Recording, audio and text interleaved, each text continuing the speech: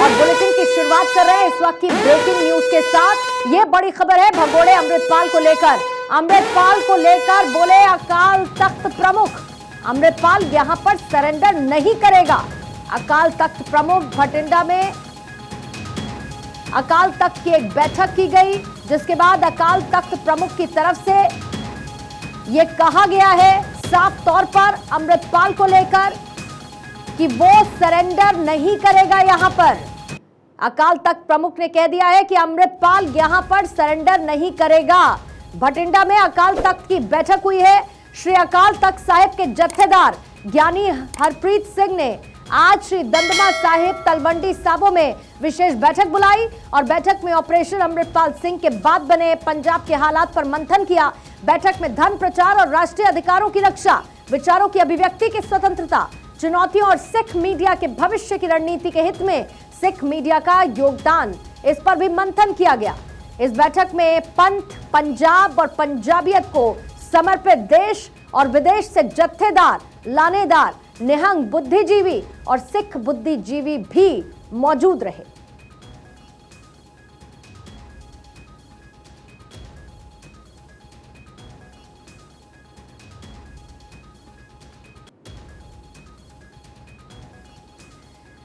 हमारे दो संवाददाता भूपेंद्र और साथ ही थानेश्वर इस वक्त हमारे साथ लाइव जुड़ चुके हैं। सबसे पहले थानेश्वर, आपके पास आते हुए, क्योंकि ये बहुत बड़ा बयान अकाल तख्त प्रमुख की तरफ से अमृतपाल को लेकर कि वो यहां पर सरेंडर नहीं करेगा, क्योंकि इससे पहले लगातार ये खबरें आ रही थी कि किसी धार्मिक जगह पर अमृतपाल सरेंडर कर सकता है। हालांकि उसके बाद उसकी तमाम तस्वीरें सामने आई। इसको कैसे देखा जाए और इसके मायने आखिर क्या है?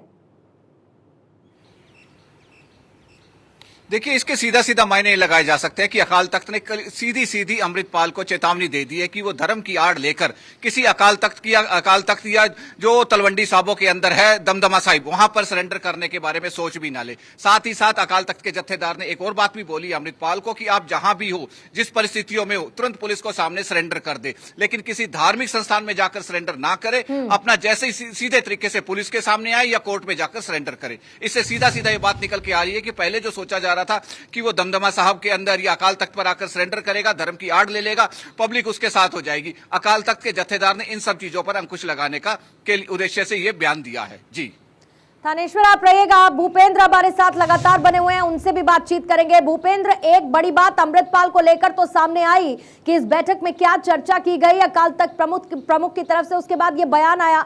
लेकिन दूसरी तरफ कुल मिलाकर ऑपरेशन अमृतपाल के पास जैसे पंजाब के हालात बने, जिस तरीके से पंजाब सरकार पर सवाल उठा, पंजाब की स्थिति खराब होती हुई नजर आई, उस पर भी चिंतन मंथन किया गया। उसको लेकर क्या जानकारी सामने आई है कि आखिर क्या कहा गया जत्थेदारों की तरफ से इस बैठक में?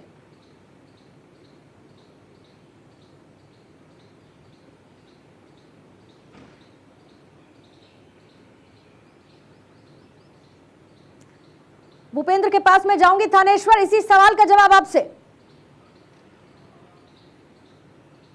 देखिए, बैठक के अंदर सभी ने एक ही बात निकलकर सामने आई कि जिस तरीके से पंजाबियत को और सिखों को बदनाम किया जा रहा है, कुछ मीडिया संस्थान ऐसे हैं जो सिखों के साथ आतंकवादी शब्द इस्तेमाल कर रहे हैं या और भी कई तरह के ऐसे भ्रामक शब्द है जिससे कि सिखों का नाम बदनाम हो रहा है। उनके खिलाफ कार्रवाई करने के लिए कमेटी का गठन किया गया। ये कमेटी कार्रवाई करते हुए पहले पूरी जांच पड़ताल करेगी कि कौन कौन से मीडिया संस्थान है जो सिखों और सिख धर्म को बदनाम करने के उद्देश्य से एक एजेंडा चला रहे हैं। उनके खिलाफ फिर कानूनी तौर पर जो भी कार्रवाई होगी वो की जाएगी। साथ ही साथ ये भी इसके मीटिंग में चर्चा हुई कि जो सिख धर्म का प्रचार करने वाले चैनल थे, उनमें से कुछ 100 के करीब चैनल ऐसे हैं, यूट्यूब चैनल है, जिनको कि सरकार ने बंद कर दिया है। उनको सरकार से निवेदन किया जाएगा कि आपने इन चैनल्स को गलत बंद किया है, इन चैनल्स के खिलाफ अगर ये कुछ देश के विरुद्ध कार्य कर रहे हैं तो आप कार्रवाई कीजिए। लेकिन ये सीधा सीधा सिख धर्म का प्रचार करने वाले चैनल है और सिक्खी का प्रचार करते हैं, ये कोई गलत प्रचार नहीं कर रहे। आप इनको दोबारा से शुरू करने का प्रयास करें। और साथ ही साथ ये कहा गया कि एक अकाल तख्त की तरफ से एक स्पेशल कमेटी बनाई जाएगी जो पूरे मीडिया संस्थानों द्वारा जो भी सिख धर्म या सिखों से संबंधित जितने भी तरह के कार्यक्रम या कुछ भी टेलीकास्ट होगा उस पर विशेष नजर रखेगी। जी। और क्योंकि बहुत सेंसिटिव इश्यूज बीते कई वक्त में थानेश्वर नजर आए, क्योंकि जब भी हम पंजाब की बात करते हैं तो पंथ, पंजाब और साथ ही पंजाबियत, इन तीनों चीजों का ही जिक्र होता है। और पूरे ऑपरेशन अमृतपाल के दौरान जैसी तस्वीर पंजाब से न सिर्फ पूरे देश में बल्कि अंतर्राष्ट्रीय स्तर पर निकलकर सामने आई, जाहिर बात है कि उसने पंजाब की एक पॉजिटिव इमेज को लोगों के सामने नहीं रखा और उसे लेकर तो कई सवाल भी उठे। देखिए बिल्कुल ठीक कहा आपने। अमृतपाल अब तक आप देख लीजिए, अमृतपाल जहां जहां भी रुका वो गुरुद्वारे में रुका या गुरुद्वारे से रिलेटेड उसके जो लोग थे उनके यहां रुका और किसी जगह वो नहीं रुका है। तो इससे कहीं ना कहीं पंजाबियत, सिख धर्म और खास तौर से पंजाबियत पंथ का जो है, पंथ कहते हैं कि अमृतधारी कोई गलत काम नहीं करते, वो एक भगोड़े को पनाह दे रहे हैं। इससे कहीं ना कहीं गुरु घर की भी बदनामी हुई, सिख धर्म की बदनामी हुई और पंथ की भी बदनामी हुई। इन सब बातों को देखते हुए अकाल तख्त ने आज यह डिसीजन दिया है कि अमृतपाल किसी धार्मिक संस्थान में आकर सरेंडर ना करे, किसी पुलिस के सामने या कोर्ट में जाकर इंडिपेंडेंट जगह पर सरेंडर करे। और ताकि जो सिख धर्म की बदनामी अमृतपाल के गुरुद्वारे में रहने की वजह से हुई है, क्योंकि एक भगोड़ा गुरुद्वारे का सहारा ले रहा है और वो गुरुद्वारे में रह रहा है, उसकी वजह से जो बदनामी हो रही है उस पर अंकुश लगाया जा सके। ठीक है। और इस बैठक के बाद जो तमाम बातें निकलकर सामने आई, भूपेंद्र, उसे लेकर वहां पर आम लोगों का क्या सोचना है, पंजाब के लोगों का? क्योंकि ऑपरेशन अमृतपाल जिस तरीके से चला, अमृतपाल को भगोड़ा घोषित किया गया, अभी भी उसकी तलाश की जा रही है। थानेश्वर और लगातार बता रहे, हमने खबरें भी दिखाई, कैसे गुरुद्वारे में पनाह लेता हुआ नजर आया, लंगर खाता नजर आया। जाहिर बात है ऐसे में अगर अकाल तख्त की ये बैठक होती है और इसमें ये विचार किया जाता है तो कहीं ना कहीं ये एक ऐसा विषय बनता हुआ नजर आ रहा है जो पंजाब के लिए नुकसानदायक है, पंजाब की इमेज को लोगों के सामने खराब तरीके से रखता है और इसीलिए इस पर चर्चा करके एक निष्कर्ष निकालने की जरूरत है।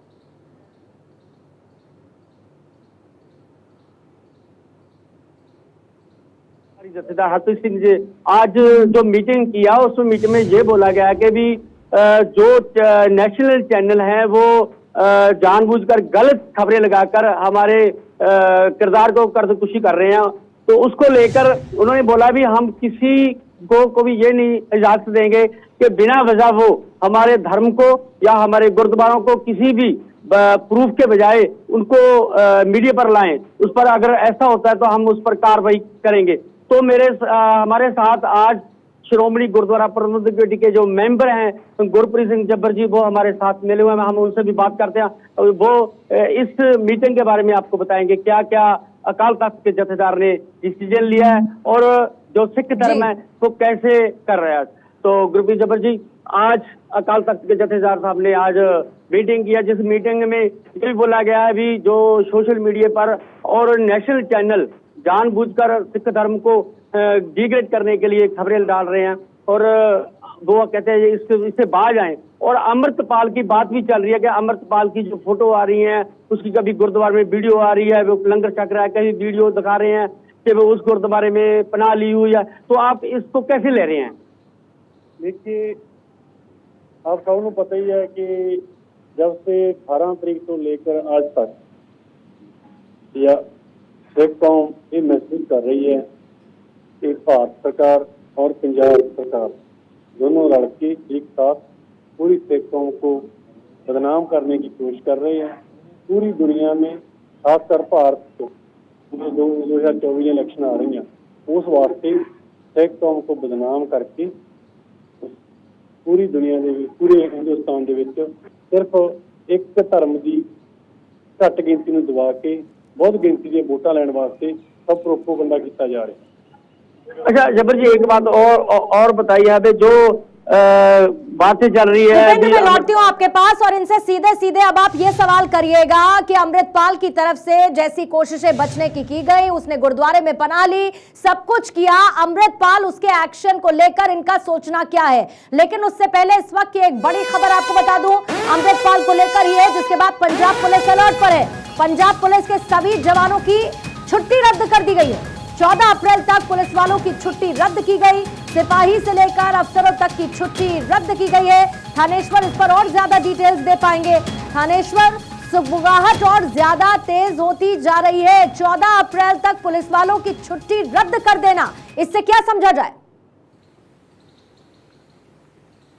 बिल्कुल सही कहा आपने कि छुट्टी रद्द करना, इसका सीधा सीधा है कि 14 अप्रैल को ये ऑपरेशन अमृतपाल समाप्त हो जाएगा। 14 अप्रैल रात 12 बजे तक की पंजाब पुलिस को डेडलाइन दी गई है कि 14 अप्रैल रात 12 बजे तक ऑपरेशन अमृतपाल समाप्त कीजिए और 14 अप्रैल रात 12 बजे तक अमृतपाल कहीं पर भी है उसे गिरफ्तार कर लाइए। अभी अभी जो मेरी खुफिया एजेंसियों से जानकारी मिली है, उनका कहना है कि अमृतपाल ने ABC 3 प्लान बनाए थे सरेंडर करने के। पहला प्लान उसका अकाल तख्त अमृतसर में सरेंडर करने का था, वहां उसका फेल हो गया क्योंकि होशियारपुर से बात लीक हो गई थी। दूसरा प्लान उसका दमदमा साहिब में पेश होने का था, वहां पर जत्थेदार ने कह दिया कि आप किसी धार्मिक संस्थान का प्रयोग ना करें, वहां पर उसका प्लान फेल हो गया। तीसरा जो उसका प्लान है C है, पहली बार है कि जो ABC 3 प्लान लेकर चलता है, वरना हर क्रिमिनल या जो भी व्यक्ति होता है A और B 2 प्लान लेकर चलता है। तीसरा प्लान इसका यह है कि ये अनंतपुर साहिब के अंदर 14 तारीख को स्पेशल एक विसाखी पर कार्यक्रम का आयोजन किया जाएगा। उस कार्यक्रम के अंदर ये पेश होगा और वहां आकर ये सिलेंडर करेगा। क्योंकि इसने अनंतपुर खालसा फौज के नाम से एक फौज बना रखी थी, अनंतपुर के अंदर इसका अच्छा होल्ड है।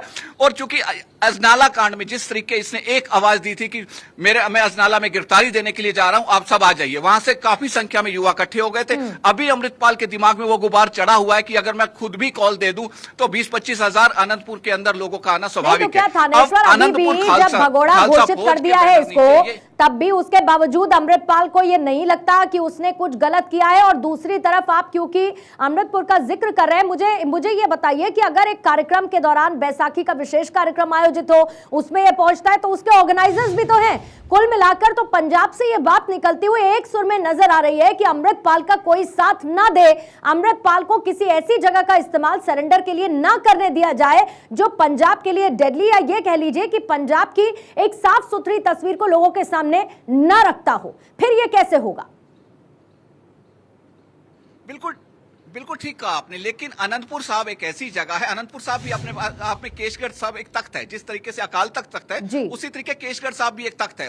वैसाखी पर वहां भी एक कार्यक्रम का आयोजन होता है, सभी तख्तों पर एक कार्यक्रम का आयोजन किया जाता है। वहां जो कार्यक्रम होगा वहां बल्क में पब्लिक आएगी, भारी संख्या में पब्लिक आने की वजह से वहां पर अगर अमृतपाल आता है, वो गुरुद्वारे में ना जाके वहां पर अपनी स्टेज लगाई जाती है, किसी तरीके वह पब्लिक के सामने आ जाता है। क्योंकि अजनाला में जब आया था वो किसी गुरुद्वारे में नहीं गया था, वो सीधा सीधा पुलिस स्टेशन के अंदर आया था, पूरी भीड़ उसके साथ थी। अब अपने लाव लश्कर के साथ अगर 5000 की पब्लिक के साथ भी अनंतपुर के अंदर अगर आ जाता है अमृतपाल, तो पुलिस के लिए उसको बचाना बहुत मुश्किल हो जाएगा, उसे पकड़ना बहुत मुश्किल काम हो जाएगी। क्योंकि उस समय जिस तरीके से मूव आती है वो भीड़ होती है। देखिए, ये भी थानेश्वर उसकी शर्तों में शुमार था कि उसकी गिरफ्तारी ना दिखाया जाए बल्कि उसका सरेंडर दिखाया जाए, जिसके लिए उसने C प्लान भी तैयार कर रखा है। थानेश्वर, बहुत बहुत शुक्रिया इस जानकारी के लिए। भूपेंद्र, आपका भी बहुत बहुत शुक्रिया।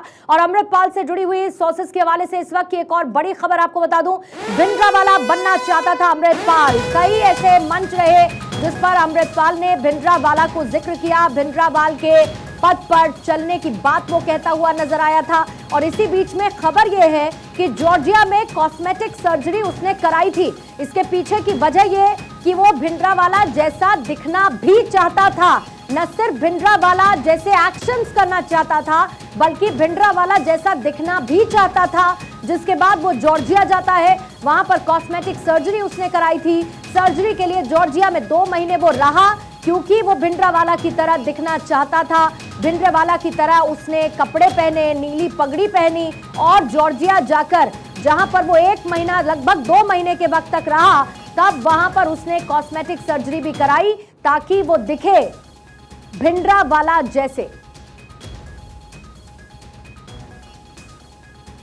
भूपेंद्र भी हमारे साथ बने हुए हैं। भूपेंद्र, इस बात का जिक्र डे 1 से, जब से ऑपरेशन अमृतपाल की एक खबर आई है, उस वक्त भी ये कहा जा रहा था कि कैसे भिंडरावाला को मानता था, भिंडरावाला के पद चिन्हों पर चलने वाला, भिंडरावाला की तरह दिखने की कोशिश करने वाला अमृतपाल। अब तो खबर उसके कॉस्मेटिक सर्जरी की भी है। आपको मैं बता दूं, मेरे साथ जो गुरप्रीत सिंह जब्बर SGPC के मेंबर हैं, वो भी एक नौजवान है, हम उनसे भी बात कर लेते हैं कि उनका क्या कहना है। जब्बर साहब, जो अमृतपाल का उसको बताया जा रहा है बाहर में वो प्लास्टिक सर्जरी करा कर आ रहा है, और आपको कैसे लग रहा है अभी जो पंजाब की पुलिस थी 8 डिस्ट्रिक्टों की और उसके साथ सेंटर की पुलिस भी थी, उस 3 घेरों में से क्या वो निकल जा सकता है या फिर पुलिस का इसमें पंजाब सरकार या सेंटर सरकार का भी हाथ होता है? मैं समझता हूँ भारतीय स्टेट सिख कौम को करते अपने सिस्टम का जनाजा निकाल रही है। जो एक आदमी अपने घर से निकला है, जिसके लिए 1 महीना पहला एक सूबे के मुख्यमंत्री और स्टेट दे भारत सरकार दे होम मिनिस्टर अमित शाह ने बह के रणनीति बनाई है। ते मैं समझना फिर भी वो इंसान पूरी पंजाब पुलिस 52 कंपनियां पैरामिलिट्री दियां 10 कंपनियां इन्ने दियां फिर भी वो इंसान निकल जाए तो दुनिया क्या समझेगी? क्या स्टेट के फेलियर का जनाजा नहीं है? मैं ये पंजाब का नौजवान सिख नौजवान ये महसूस करता है कि सिख कौम को बदनाम करते करते भारतीय स्टेट भारतीय हुकूमत अपने फेलियर का जनाजा कर। शुक्रिया भूपेंद्र आपका तमाम जानकारी के लिए। और देखिए कॉस्मेटिक सर्जरी के लिए जॉर्जिया वो पहुंचा, 2 महीने वहां पर रहा, भिंडरेवाला की तरफ वो दिखे, इसके लिए उसने कॉस्मेटिक सर्जरी भी कराई। और देखिए खबर ये भी है जिसका जिक्र अभी मैं कर रही थी, क्योंकि अमृतपाल भिंडरेवाला के नक्शे कदम पर चल रहा था, वो उसी की तरह ख्वाब देखता था जैसे कि भिंडरावाला ने पंजाब में खालिस्तानी आतंक का बीज बोया, वो पंजाब को तोड़कर देश के खिलाफ खड़ा हुआ, ऐसा ही ख्वाब अमृतपाल देख रहा था। वो अमृतपाल का नकाब उतारकर भिंडरावाला जैसा दिखने के लिए नया नकाब भिंडरेवाला का ओढ़ लेना चाहता था। सूत्रों के हवाले से खबर यह है कि अमृतपाल भिंडरेवाला जैसा दिखना चाहता था, इसके लिए वो जॉर्जिया गया, सर्जरी के लिए करीब 2 महीने तक रुका। और ये अब तक का एक बड़ा खुलासा सामने आया है। सुरक्षा एजेंसीज के लिए यह बड़ी चुनौती है, क्योंकि जिसको अमृतपाल ने अपना आइडल माना, उसका मंसूबा पंजाब को खालिस्तान बनाने का था, जिसका हश्र पूरी दुनिया ने देखा है। लेकिन सवाल यह भी कि अब अमृतपाल का क्या होगा, क्योंकि उसे भगोड़ा तो घोषित कर दिया गया, लेकिन अब तक पुलिस की गिरफ्त से अमृतपाल फरार है।